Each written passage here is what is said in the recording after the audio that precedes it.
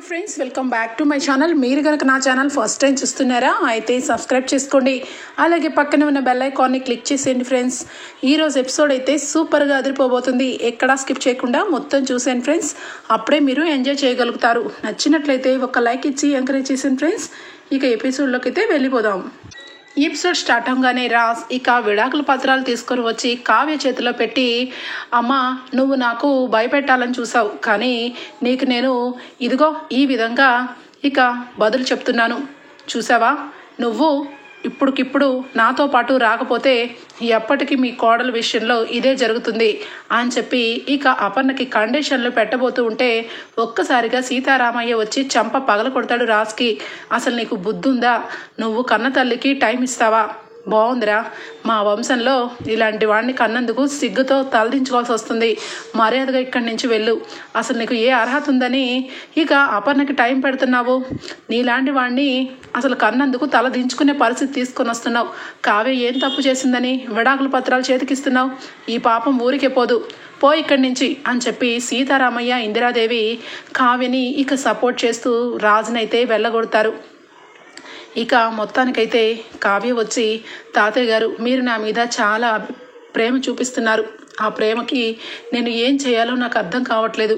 కానీ మీరు అనుకున్నట్టు నేను అక్కడికి రావడం ఇక నా చేతుల్లో లేదు. ఆయన మనసులో నేను లేను అనగానే, లేదు, ఆడి మనసులో ఉన్నా లేకపోయినా నువ్వు నా మనవరాలివి. నువ్వు ఎప్పటికీ మా ఇంట్లోనే ఉండాలి. నువ్వు నా వారసురాలివి అని చెప్పి చివరాఖరికి నువ్వు రావాలంటే నీ కాలు కూడా పట్టుకుంటాను అనగానే, తాతయ్య అని చెప్పి ఇక కావ్య వెంటనే, తాతయ్య మీరు అస్సలు అలాంటి మాటలు మాట్లాడద్దు. మీరు నిజానికి నా గురించి మీరు ఎంతగా ఆలోచిస్తున్నారో నాకు అర్థమైంది. దయచేసి మీరు ఎప్పుడు ఇలాంటి మాటలు మాట్లాడద్దు. మీరు ఎప్పుడూ కూడా ఒక పై మెట్లోనే ఉండాలి అని చెప్పి ఇక కావ్య అంటుంది. మొత్తానికైతే కావ్య, అపర్ణ, ఇందిరాదేవి సీతారామయ్యతో ఇక ఇంటికి బయలుదేరతారు. ఈ గ్యాప్లోనే రుద్రాని దానిలక్ష్మిని రెచ్చగొడుతుంది. ఇక దానిలక్ష్మి వదిన, నువ్వు గనక సైలెంట్గా ఉన్నావంటే ఇక ఎప్పటికీ ఈ రకంగానే ఉండాలి. విడిగా వండుకుంటున్నావంటే కూడా ఎవరికి చేయం కుట్టినట్టు కూడా అనిపించట్లేదు. నువ్వే వంట చేసుకుని నువ్వే తింటూ నువ్వే బాధపడుతున్నావు, అంతే తప్పించి ఎవరు ఏ బాధ పడట్లేదు. నువ్వు అనుకున్నట్టు జరగాలి అంటే ఈరోజు తెగించు. ఇంట్లో చూసావా, ఇక మా నాన్న అమ్మ కలిసి ఇక కావ్య దగ్గరికి వెళ్ళారు. కావ్యని అలాగే వదినని ఇద్దరిని తీసుకొని రావడానికి వెళ్ళారు. ఇక కావ్య కనుక ఇంట్లో అడుగు పెట్టింది అంటే ఖచ్చితంగా ఇల్లు ముక్కలు చేయడానికి అస్సలు ఊరుకోదు. ఎందుకంటే మొట్టమొదటి నుంచి తన ప్లానే అది. ఇంట్లో చిల్లిగవ్వ కూడా ఎవరికి కూడా వెళ్లకుండా మధ్యలో అడ్డుగట్ట వేయడానికి కావ్య ఇంట్లో ఉంటుంది. అప్పుడు ఖచ్చితంగా నీకు అన్యాయమే జరుగుతుంది. నీకు అన్యాయం జరిగింది అంటే కళ్యాణ్కి ఖచ్చితంగా అన్యాయమే. ఇప్పటికే వాడు ఆటో వేస్తూ ఎంత కష్టం పడుతున్నాడో, ఎంత దరిద్రం అనుభవిస్తున్నాడో కళ్ళారా చూసిన దానివి, కన్న తల్లివి. ఇంక కూడా నువ్వు ఈ కుటుంబం గురించి, పరువు గురించి, ప్రతిష్ఠ గురించి పెద్ద చిన్న చూసావంటే క్లియర్గా నీకు అన్యాయమే జరుగుతుంది వదినా. నేను చెప్పినట్టుగా చెయ్యి అనగానే, ఏం చేయమంటావు? వీళ్ళు ఎంతకీ కరగట్లేదే. ఆస్తి పంచమంటుంటే టైంలు వాయిదాలు వేసుకుంటూ వెళ్తున్నారు అనగానే, చూడు వదినా, వీళ్ళకి నువ్వు టైం అడగడం ఏంటి? నువ్వే వాళ్ళకి టైం ఇవ్వేలా చెయ్యి. నువ్వు తెగించావు అంటే ఖచ్చితంగా నాన్న కిందికి వచ్చి ఆస్తిని ఖచ్చితంగా పంపకాలు చేస్తాడు అని చెప్పి చాలా బాగా ఇక చెవులు కొరికేస్తుంది. దాంతో ఇక దానలక్ష్మి విజృంభణ చేస్తుంది. వీళ్ళని ఏ రకంగా వీళ్ళని వంచాలో ఆ రకంగా వంచాలి అని చెప్పి ఇక అనుకుంటూ ఉండగానే ఇక కావ్య అలాగే అపర్ణ, ఇందిరాదేవి, సీతారామయ్య అందరూ వస్తారు. వాళ్ళని చూసి, చూసావా నేను చెప్పినట్టే జరుగుతుంది అనగానే ఇక ఒక్కసారిగా ఇక అత్తయ్య గారు, ఏంటి నేను ఎన్ని రోజుల నుంచి మిమ్మల్ని టైం అడుగుతుంటే, ఎన్ని రోజుల నుంచి నేను మీకు ఆస్తి విషయంలో, పంపకాల విషయంలో అడుగుతుంటే నా మాటన పెడచెవిని పెట్టేశారు. ఇప్పుడేమో సంతోషంగా నవ్వుకుంటూ ఇంట్లోకి వస్తున్నారు అనగానే, ఏం మాట్లాడుతున్నావు? సంతోషంగా ఇంటికి రాకపోతే ఏం చెయ్యాలి? ఈ ఇల్లు నీ ఒక్కదాన్ని అనుకుంటున్నావా? ఇందులో మేము కూడా ఉన్నాం. ఇంకా ఈ కుటుంబం ముక్కలు అవ్వలేదు అనగానే, ముక్కలు అవ్వలేదు కాబట్టే నా బాధ. ముక్కలు చెయ్యండి, మాకు అన్యాయం జరుగుతుందంటే ఎవరు పట్టించుకోరేంటి అని చెప్పి ఇక గట్టిగా రంకెలు వేస్తూ ఉంటుంది ఇక దానిలక్ష్మి, ఏమన్నా పిచ్చి పట్టిందా నీకు? అత్తయ్యని చూసి ఆ రకంగానే మాట్లాడడం అనగానే, అక్క నువ్వు నీ సొంత విషయంలో నేను కలగజేసుకుంటే నువ్వు నా నోరు మూయించేదానివి. ఇప్పుడు నువ్వు కూడా సైలెంట్గా ఉండు. నా బాధ నేను వెళ్ళగక్కుతున్నాను. మీ అందరూ కలిసి నాకు నా కొడుక్కి అన్యాయం చేస్తున్నారు. నీకే హాయిగా సంతోషంగా నీ కొడుకు ఎండి అయ్యాడు. ఇక నీ కోడలు ఎంత చెప్తే అంత. నువ్వు ఎక్కడున్నా మహారాణివే అక్క. కానీ నేను ఇదిగో ఈ దుగ్గిరాల ఇంట్లో బయటికి అడుగు పెట్టకుండా ఇప్పుడు వరకు పరువుగా ప్రతిష్టగా ఇంట్లో ఒక మారుమూల వంట చేసుకుంటున్నా ఇల్లు గడప దాటలేదు. కానీ మీరే ఎక్కువ. ఇక అత్తయ్య గారికి మావయ్య గారికి నేను ఎక్కడ కనిపిస్తాను, నా కొడుకు ఎక్కడ కనిపిస్తాడు అనగానే ఇక ఇందిరాదేవి ఏంటి దాని లక్ష్మి, ఏమనుకుంటున్నావు? ఎందుకు ఈ రకంగా మాట్లాడుతున్నావు? ఈ భేదాలు ఎక్కడి నుండి వచ్చాయి నీకు? నీ మనసుని ఎవరు మార్చారో నాకు తెలుసు. ఇదిగో ఈ మందరే మార్చుండొచ్చు. చూడు రుద్రాణి, నీ ఇష్టం వచ్చినట్టుగా ఇంట్లో పుల్లలు పెట్టి గొడవలు పెట్టి ఏదో జరగాలని ఊహిస్తున్నావు. కానీ అది ఎప్పటికీ జరగదు. ఈ కుటుంబం ఎప్పటికీ ముక్కలు అవ్వదు. అందరూ కలిసిగట్టుగానే ఉండాలి. ఇది ఉమ్మడి ఆస్తి, ఉమ్మడిగానే అనుభవించాలి అని చెప్పి ఇందిరాదేవి స్ట్రాంగ్గా మాట్లాడుతుంది. అంటే ఎప్పటికీ మీరు నా కొడుకుకి అన్యాయమే చేస్తారని అంటున్నారు అత్తయ్య. సరే అయితే మీదే ఆ నిర్ణయం అయితే నా నిర్ణయం కూడా మీరు వినండి. ఈ ఇంటిలో నేను ఎట్టి పరిస్థితిలో ఉండను. ఇంటిని ముక్కలు చేస్తేనే నేను ఊరుకుంటాను. నా కొడుక్కి అన్యాయం జరిగితే నేను ఊరుకోను అనగానే ఇక ప్రకాశం, సుభాష్ అందరూ కూడా అక్కడికి వస్తారు. ప్రకాశం అయితే ఏంటి ధాన్యం, ఏంటా మాటలు? ఇంటిని ముక్కలు చెయ్యాలా? ఏమనుకుంటున్నావు? ఈ ఇల్లు ఎప్పటి నుంచో కలిసి ఉంటూ ఎంతోమందికి ఆదర్శంగా నిలిచిన కుటుంబం. అలాంటిది ఈరోజు ముక్కలు చేయమని మాట్లాడతావా?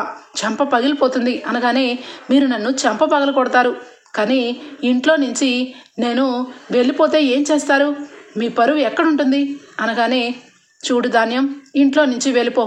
కానీ ఇలాంటి మాటలు మాత్రం అనద్దు.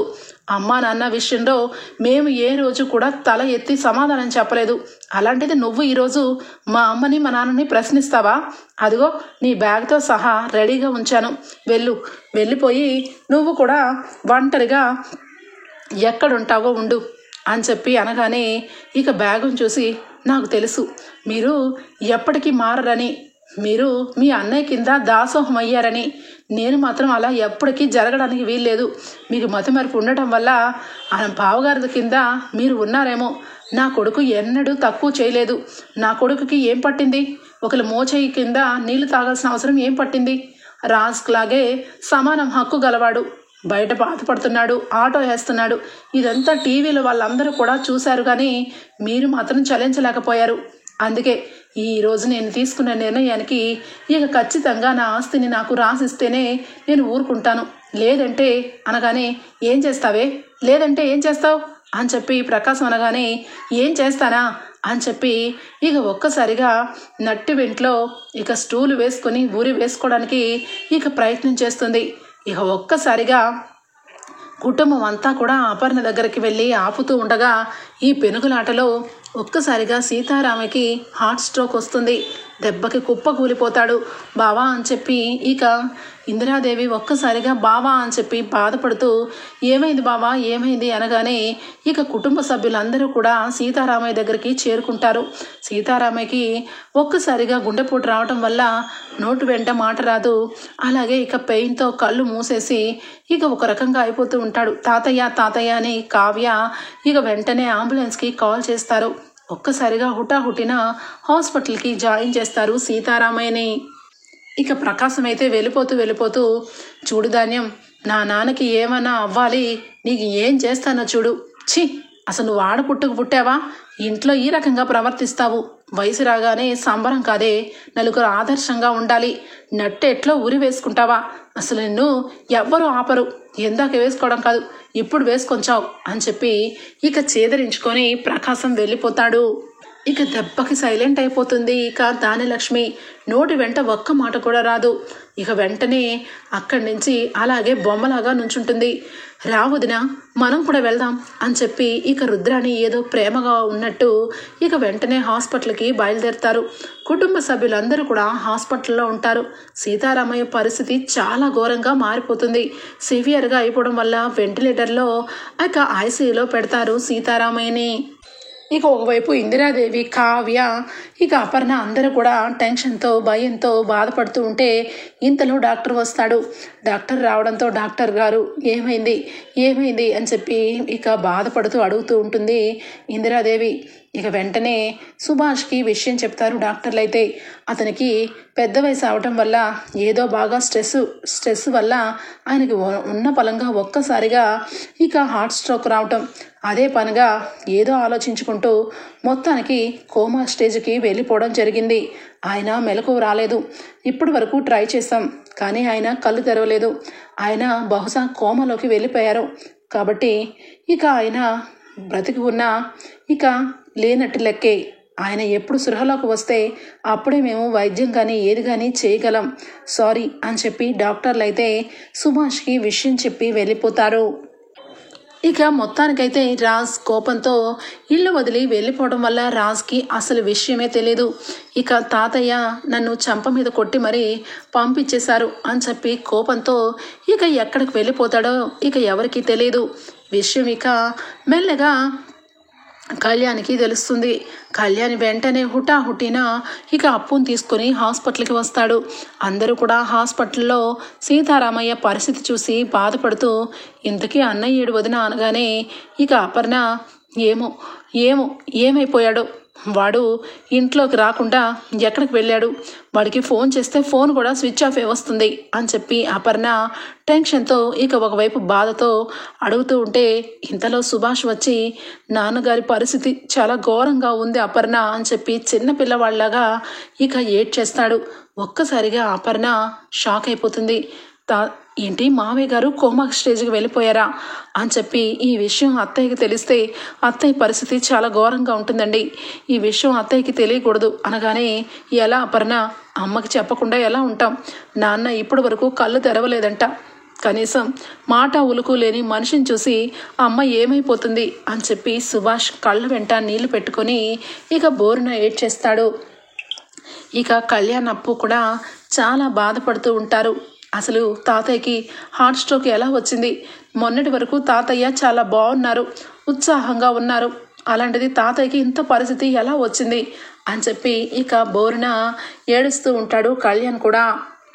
వీళ్ళెవరూ అడిగినా సమాధానం చెప్పరు, స్వప్ననే చెప్తుంది అని చెప్పి స్వప్నని అడుగుతాడు కళ్యాణ్. అయితే అప్పుడు ఇక స్వప్న విషయం చెప్తుంది. జరిగిందంతా కూడా విడమర్చి చెప్పగానే కళ్యాణ్కి చాలా కోపం వస్తుంది. దానికి తోడు ఇక అక్కడ జరిగిన సిచ్యువేషన్లో అసలు కళ్యాణ్కి ఆస్తికి అసలు ఇష్టమే లేక బయటికి అడుగు పెట్టినా నా గురించి ఇంట్లో గొడవ పెట్టుకుంటుందా, అది కూడా తాతయ్యని నానమ్మని అంత ఇదిగా మాట్లాడుతుందా అని చెప్పి ఒక్కసారిగా కోపంతో ఇక లోపలికి వస్తాడు. ఇంకా వెంటనే అక్కడే ఉన్న ఇక ప్రకాశం, నాన్న ఎందుకు బాధపడుతున్నావు, తాతయ్యకి ఏమీ అవ్వదు అని చెప్పి ఇక బాధపడుతూ ఉన్నా ఇక తండ్రిని ఓదారుస్తూ ఉంటాడు. ఒక్క మాట కూడా ధాన్యలక్ష్మి మొహం కడిగి చూడడు, అసలు మాటలు కూడా మాట్లాడు. దానితో ఏంట్రా కళ్యాణ్, ఎంతసేపు మీ నాన్నను ఓదారుస్తావు కానీ మీ అమ్మ చేసిన పాపం ఏంటి, మీ అమ్మని కనీసం ఒక్క మాట కూడా నోరు తెరిచి ఏంటమ్మా అని ఒక్క మాట కూడా అడగవా, అంతా రాతి బండలాగా తయారైపోయావు అని చెప్పి రుద్రాన్ని అనగానే నోరు ముయ్యత్త, అసలు ఈ విషయంలో నువ్వు ఎందుకు జోక్యం చేసుకుంటున్నావు నాకు అర్థం కావట్లేదు, అసలు ఈ కుటుంబంలో సభ్యురాలువే కాదు కానీ కుటుంబంలో సభ్యురాల మీద ఎక్కువగానే చేస్తున్నావు అనగానే రేయ్ ఏం మాటలు రాయి, ఇంట్లో రుద్రాణిని ఇంట్లో అందరూ ఒక చెల్లెల్లాగే ఒక అక్కలాగే చూసుకున్నాం తప్పించి నోటికి వచ్చినట్టుగా మాట్లాడొద్దు అని చెప్పి ధాన్యలక్ష్మి అనగానే చూడు నువ్వు అస్సలు నోరెత్తద్దు, నువ్వు మాట్లాడే అర్హతే కోల్పోయావు, ఏంటి ఈ ఆస్తిని ముక్కలు చెయ్యాలా, కుటుంబాన్ని చీల్చాలా, నువ్వు అడిగిన మాటలకి పెద్ద అయినా ఎంత గుండె రగిలిపోయి తాతయ్య ఆ పరిస్థితికి వచ్చారో అర్థం చేసుకోగలను. ఇప్పుడు నువ్వు కదా ఈ రుద్రాణి గురించి వకాల్తా పుచ్చుకున్నావు, ఇంట్లో దేవత లాంటి తాతయ్యని నానమ్మని నిలదీసి చివరాఖరికి ఈ పరిస్థితికి కారణమయ్యావు.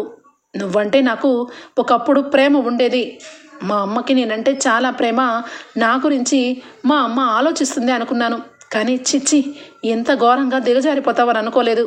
నా గురించి ఏం ఆలోచించావు, నాకు ఆస్తి కావాలని నేను అడిగానా, నిజానికి ఆస్తి కావాలనుకుంటే ఎక్కడే ఎందరితో ఉండేదాన్ని కదా, నాకు ఆస్తి అవసరం లేదు, నాకు ఏ డబ్బు అవసరం లేదు, హోదా అవసరం లేదనే కదా నేను విడిగా ఉంటున్నాను.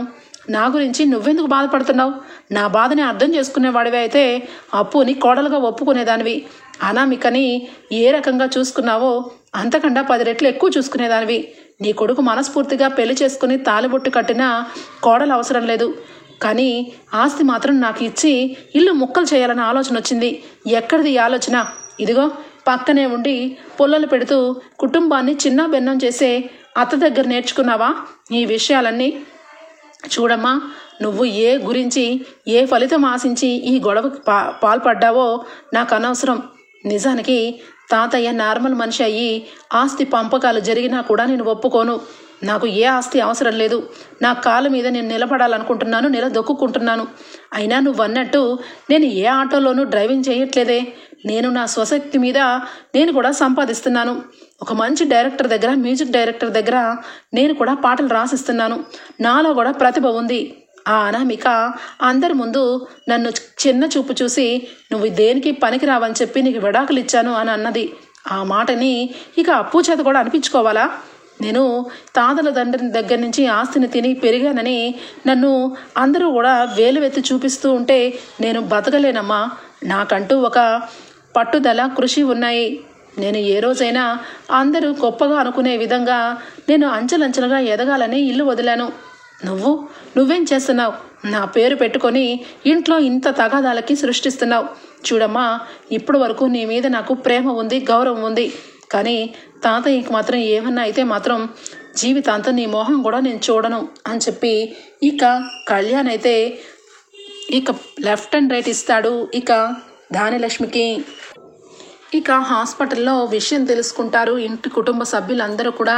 ఇక సీతారామయ్య పరిస్థితి ఇక కోమాకి వెళ్ళిపోయిందని తెలుసుకున్న కుటుంబం ఒక్కసారిగా ఉలిక్కి పడుతుంది. ఇక ఇందిరాదేవి మాత్రం చాలా బాధతో కుమిలిపోతూ, బావా బావా మాట్లాడు బావా, ఇలా ఎలా అయిపోయావు బావా? కుటుంబం గురించి కల్ప వృక్షంగా నువ్వు ఉండి ఈరోజు అందరి కళ్ళమంట నీళ్లు తెస్తున్నావా? నా మాట వింటున్నావు కదా బావా? నువ్వు కళ్ళు తెరిచి మాట్లాడు బావా అని చెప్పి ఇక కుమిలిపోతూ ఉంటుంది ఇందిరాదేవి. ఇందిరాదేవికి చెరుకు వైపు కావ్య అలాగే అపర్ణ ఇద్దరు ఓదారుస్తారు. ఇక హాస్పిటల్లో ఇంతమంది అలో ఉండకూడదు, ఇంటికి వెళ్ళండి, ఎవరైనా పేషెంట్ దగ్గర ఉంటే ఉండండి అని చెప్పి ఇక అందరూ చెప్పడంతో హాస్పిటల్లో ఇక ఇందిరాదేవి నేనే ఉంటాను, మీరు అందరూ వెళ్ళిపోండి, మీరందరూ కలిసి నా బావని నన్ను దూరం చేశారు, నా బావకి ఈ పరిస్థితి రావడానికి కారణం కుటుంబమే అని చెప్పి ఇక స్పృహ తప్పి ఇక కింద పడిపోతుంది ఇందిరాదేవి. ఒక్కసారిగా అమ్మ అని చెప్పి సుభాష్ ఒకవైపు ప్రకాశం, ఇక అత్తయ్య గారు అని చెప్పి అపర్ణ అందరూ కలిసి ఇక ఇందిరాదేవిని అదే హాస్పిటల్లో ఇక అడ్మిట్ చేస్తారు. స్పృహ కోల్పోయి చాలా నీరసంగా ఉండటం వల్ల బీపీ డౌన్ అయిపోయి ఒక రకంగా అయిపోతుంది. ఇక మొత్తానికైతే కుటుంబంలో ఇంటికి పెద్దయిన ఇందిరాదేవి, సీతారామయ్య హాస్పిటల్లో ఉంటారు. ఇక మొత్తానికైతే కావ్య అత్తయ్య గారు, ఏంటి అత్తయ్య గారు ఇదంతా? నిజానికి తాతయ్య, నానమ్మ వాళ్ళిద్దరూ ఇంటికి పెద్దవాళ్ళు, వాళ్ళు శివపార్వతుల్లాగా ఆ ఇంట్లో ఉంటే ఆ ఇంటి కలే వేరు, అలాంటిది ఈరోజు ఈ రకమైన పరిస్థితికి వచ్చారు అని చెప్పి ఇక ఏడుస్తూ ఉంటుంది కావ్య. ఇంతలోనే ఇక మొత్తానికి ప్రకాశం అయితే రాజ్ ఎక్కడికి వెళ్ళాడు, అసలు రాజ్కి ఈ విషయం తెలుసో లేదో వాడికి తెలియాలి అని చెప్పి ఇక వెంటనే ఆఫీస్కి అలాగే రాజ్కి సంబంధించిన వాళ్ళందరికీ కాల్స్ చేస్తారు. ఇక రాజ్ ఫ్రెండ్కి ఫోన్ చేయగానే రాజ్ ఫ్రెండ్, ఒరే రాజ్, మీ బాబాయ్ రా కాల్ చేస్తున్నాడు, నువ్వేమో మార్నింగ్ అని వచ్చేసావు, ఇప్పుడు వరకు ఫోన్ స్విచ్ ఆఫ్ చేసుకొని పెట్టుకున్నావు, ఎందుకో ఏంటో కాల్ చేస్తున్నారా, లిఫ్ట్ చేస్తే బాగుంటుంది అనగానే, వద్దురా లిఫ్ట్ చేయొద్దు, నేను చాలా బాధలో ఉన్నాను, ఇప్పుడు నేను ఇంటికి వెళ్ళలేను, వాళ్ళందరికీ నేను ఏదో దుర్మార్గుల్లాగా దుష్టుల్లాగా కనిపిస్తున్నాను రా, అందుకే నేను ఇంటికి వెళ్ళను, ఇక్కడే ఉంటాను, ప్లీజ్ షెల్టర్ ఇస్తావని ఇక్కడ ఉన్నాను, నువ్వు ఫోన్ లిఫ్ట్ చేసి నన్ను ఇక్కడ ఉన్నానని తెలియజేస్తే నేను ఇప్పుడే ఇక్కడి నుంచే వెళ్ళిపోతాను అనగానే, సరేరా నువ్వెందుకు అంత బాధపడుతున్నావు, నేనేమి లిఫ్ట్ చేయనులే, కానీ చిన్నపిల్లవాళ్ళలాగా ఇది కరెక్ట్ కాదని చెప్తున్నాను, నువ్వు ఇంటికి వెళ్ళమని నేను చెప్పనురా, అసలు విషయం ఏంటన్నది కనుక్కోవాలి కదా, ఇప్పటికీ 10 సార్లు ఫోన్ చేశారురా, ఎప్పుడైనా నన్ను ఎదురుపడితే ఏంటయ్యా నీ పద్ధతి అని నన్ను అడుగుతారు, అప్పుడు ఏం సమాధానం చెప్పుకోమంటావురా, ప్లీజ్ రా ఫోన్ లిఫ్ట్ చేస్తాను, నువ్వు లేవనే చెప్తాను, అసలు ఎందుకు ఫోన్ చేస్తున్నారో తెలుసుకోవాలి కదా అనగానే సరే నీ ఇష్టం అని చెప్పి ఇక రాజ్ చెప్పడంతో రాజ్ ఫ్రెండ్ కాల్ లిఫ్ట్ చేసి చెప్పండి అంకుల్ అని చెప్పి ఫోన్ లిఫ్ట్ చేస్తాడు. బాగా గొంతులో ఏడుపు గొంతుతో హడావుడిగా రాజ్ ఫోన్ లిఫ్ట్ చేయట్లేదు, నీకు చాలా క్లోజ్ ఫ్రెండ్ కదా, నీకేమన్నా తెలిసేమోనని చేశాను, రాజ్ ఏమన్నా అక్కడికి వచ్చాడా బాబు అనగానే రాజా రాలేదు అంకుల్, ఏమైంది, మీరు ఎందుకు అంత బాధపడుతున్నారు అని చెప్పి అనగానే ఎందుకు బాధపడుతున్నానా, వాడికి ఎంతో ప్రాణానికి ప్రాణంగా చూసుకున్న మా నాన్న మా అమ్మ ఇద్దరు కూడా అనుకోకుండా హాస్పిటల్ పాలయ్యారు, వాడి తాతయ్య కోమాలో ఉన్నాడు, వాడికి ఆ విషయం తెలియాలని ఎంతగానో ప్రయత్నం చేస్తే ఎక్కడ కూడా వాడి ఆజా లేదు, చివరాఖరికి నువ్వే నాకు గుర్తుకొచ్చావు, అందుకే నీకు అన్నిసార్లు ఫోన్ చేస్తున్నాను, వాడు గనక నీకు ఫోన్ చేసినా నీ దగ్గరికి వచ్చిన విషయం చెప్పు అని చెప్పి ప్రకాశం ఫోన్ పెట్టేస్తాడు. ఒక్కసారిగా ఇక షాక్ అయిపోతాడు రాజ్ ఫ్రెండ్ అయితే. ఒరే రాజ్, నువ్వు ఖచ్చితంగా ఇంటికి వెళ్ళాలిరా అనగానే నాకు తెలుసురా నువ్వు ఖచ్చితంగా ఇదే చెప్తావని, అందుకే ఫోన్ లిఫ్ట్ చేద్దన్నాను, ఇప్పుడేంటి నన్ను ఇంటికి వెళ్ళమంటున్నావు, నువ్వే అన్నావు కదా ఫోన్ లిఫ్ట్ చేస్తాను, నువ్వేమి ఇంటికి వెళ్ళవలసిన అవసరం లేదని.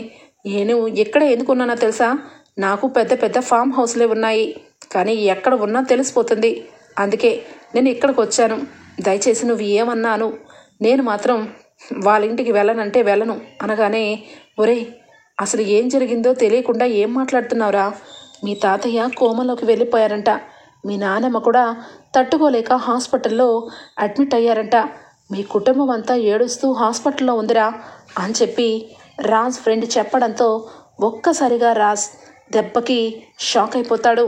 ఏంట్రా నువ్వు మాట్లాడేది అనగానే అవునరా, మీ బాబాయ్ గొంతంతా కూడా చాలా భారంగా బాధతో కన్నీరు పెట్టుకొని అడుగుతున్నారు, మీ తాతయ్య గురించి చాలా బాధపడుతుందిరా మీ కుటుంబం, నువ్వేమో ఏదో పంతానికి పోయి ఇక్కడికి వచ్చి కూర్చున్నావు, వెళ్ళరా, వెళ్ళి మీ తాతయ్య పరిస్థితి ఏంటో చూడు అని చెప్పి అనగానే ఇక మాట కంప్లీట్ అవ్వకముందే దెబ్బకి అక్కడి నుంచి రాజ్ ఇక బయలుదేరిపోయి హాస్పిటల్కి చేరుకుంటాడు రాజ్. ఇక రాజ్ వెళ్ళగానే హాస్పిటల్లో అందరూ ఏడుస్తూ కనబడటం చూసి ఒక్కసారిగా డాడీ తాతయ్యకి ఏమైంది, డాడీ మమ్మీ తాతయ్యకి ఏమైంది, ఎందుకు హాస్పిటల్లో జాయిన్ అయ్యారు, తాతయ్య కోమలో ఉండడం ఏంటి తాతయ్య అని చెప్పి ఏడుస్తూ ఇక హాస్పిటల్లో ఐసీయూలోంచి ఇక బయట నుంచి సీతారామయ్య మొహం చూస్తూ ఏడుస్తూ ఉంటాడు రాజ్. ఇంతలో డాక్టర్ వస్తారు, వచ్చి డాక్టర్ ఏమైంది, మా తాతయ్య కోమా స్టేజ్కి వెళ్ళిపోవడం ఏంటి అనగానే ఆయన చాలా స్ట్రెస్ ఫీల్ అవుతున్నారు, కుటుంబం గురించి అంతగా ఆలోచించే పెద్ద ఆయనకి ఏం కష్టం వచ్చిందో ఏంటో మీరే చెప్పాలి, హార్ట్ స్ట్రోక్ రావడంతో ఆయన మొత్తానికి చాలా వరకు కోమా స్టేజ్లోకి వెళ్ళిపోయారు, ఎవరైనా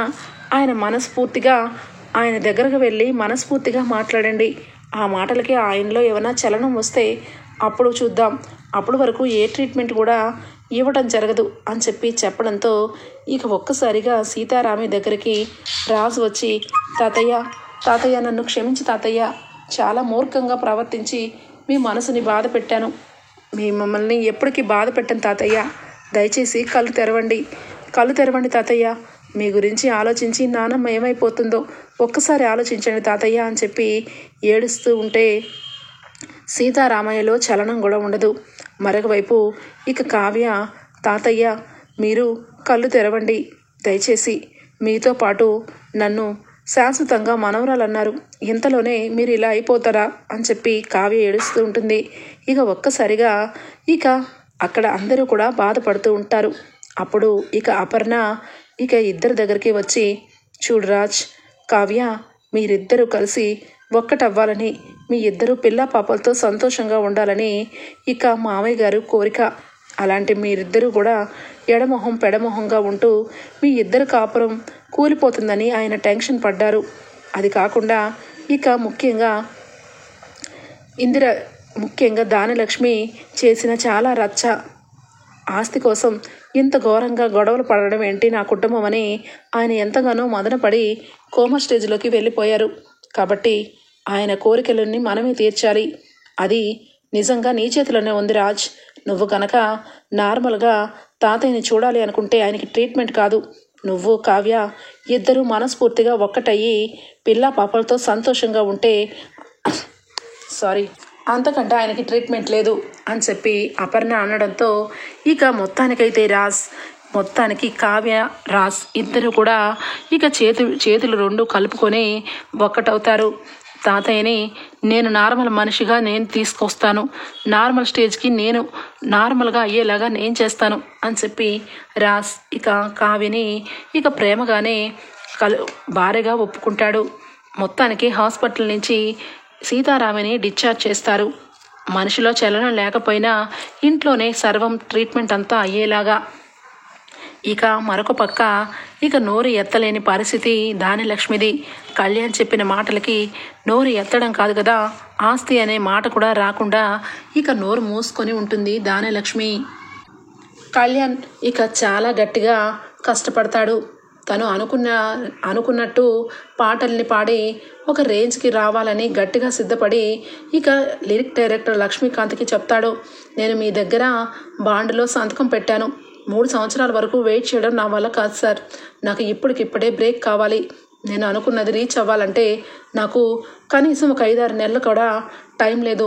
మా తాతయ్య కోమా స్టేజ్కి వెళ్ళిపోయారు. మమ్మల్ని అందరినీ ప్రేమగా చూసుకున్న మా తాతయ్య కళ్ళ ముందు మేమందరం కూడా ఎదిగి చూపించాలి అని చెప్పి ఇక రిక్వెస్ట్ చేసి అడగగానే, ఏంటయ్యా ఏం మాట్లాడుతున్నావు, నువ్వు అగ్రిమెంట్ పేపర్ల మీద సంతకం పెట్టావు, ఇప్పుడు వచ్చి ఇలా మాట్లాడతావేంటి అనగానే అప్పు వచ్చి, ఏందిరా బాయ్ ఎక్కువ మాట్లాడుతున్నావేంది, నీ అగ్రిమెంట్ పేపర్లు మర్యాదగా ఇస్తే బాగుంటుంది, లేదంటే నీ సంగతి పోలీసులకు చెప్తాను అని చెప్పి అప్పు అంటూ ఉంటుంది. ఇక అప్పు అయితే, నువ్వు ఇక మా కవితో ఏ రకంగా అగ్రిమెంట్ పెట్టుకున్నావో అంతా కూడా నాకు తెలుసు, నువ్వు పైకి రావు, మా వాళ్ళని పైకి రానివ్వవు, నీ సంగతి అంతా నాకు తెలుసు, ఇదిగో ఈయన పక్కన మొత్తం నీ గురించి చెప్పాడు, ఇక్కడ జరిగిన అన్యాయం గురించి పోలీస్ కంప్లైంట్ ఒక్కటిస్తే చాలు, నువ్వు డైరెక్టర్ అన్న సంగతి కూడా వదిలేసి తుక్కు ఇక కొట్టి మరీ లోపలేస్తారు, మర్యాదగా అగ్రిమెంట్ పేపర్లు ఇవ్వు, డబ్బు తీసుకొని లక్షలు కూడా పెట్టుకుంటే యువతల నా భర్త నేను ఏమైపోవాలి, మర్యాదగా ఉండదు అని చెప్పి బలవంతం చేసి అగ్రిమెంట్ పేపర్లు తీసుకొని చించి పడేస్తుంది.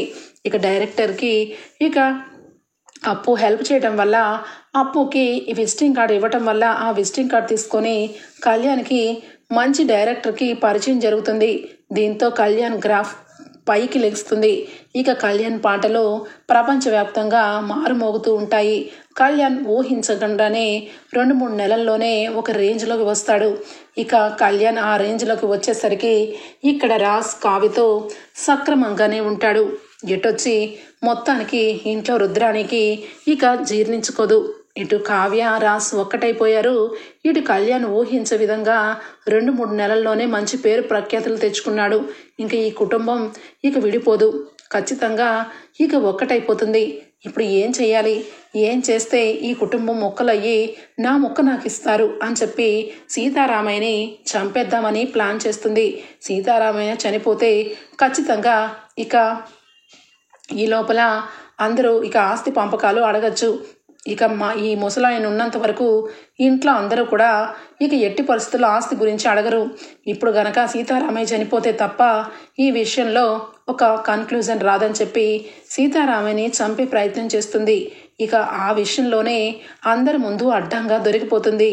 కావ్య ఇక ఆ రోజు రూమ్లో తన పని చేసుకొని ఇక ఆ ప్లేస్లోనే ఫోన్ మర్చిపోతుంది. ఫోన్లో ఇక ఆన్ చేసేసి పెట్టడం వల్ల ఫోన్ దానికి దానే రికార్డ్ అయిపోతూ ఉంటుంది. తాతయ్య గారి పరిస్థితి వల్ల ఇక అక్కడే ఉండిపోయిన కావ్య దెబ్బకి రుద్రాణి వచ్చి తాతయ్యని చంపబోతూ దిండిని మొహం మీద పెట్టబోతూ ఉండగా ఒక్కసారిగా ఫోన్లో ఇక రుద్రాణి రాక్షసత్వం మొత్తం బయటపడుతుంది. ఇక అది చూసిన కుటుంబం రుద్రాణిని ఇక ఇంటి నుంచి బహిష్కరిస్తారు. ఇంత ఘోరంగా ఇంత తెగించి ఇంట్లో ఉంటూ ఇంట్లో అందరి జీవితాలని పాడు చేసే నీలాంటి రాక్షసిని ఏం చెయ్యాలని చెప్పి ఇక అపర్ణ సుభాష్ ఇక గట్టి నిర్ణయం తీసుకొని ఇంట్లో నుంచి మెడబెట్టి గెంటేస్తారు. ఇక రుద్రాణిని జరిగిన విషయంలో ఇక కళ్యాణ్ని అప్పుని మొత్తానికి ఇంటిని తెచ్చుకొని చాలా వరకు బాధపడుతూ రుద్రాణి మాటలు విని దేవుళ్ళ లాంటి ఇల్లుని అల్లకల్లోలం చేశామని దానిలక్ష్మి చాలా పశ్చాత్తాపడుతుంది.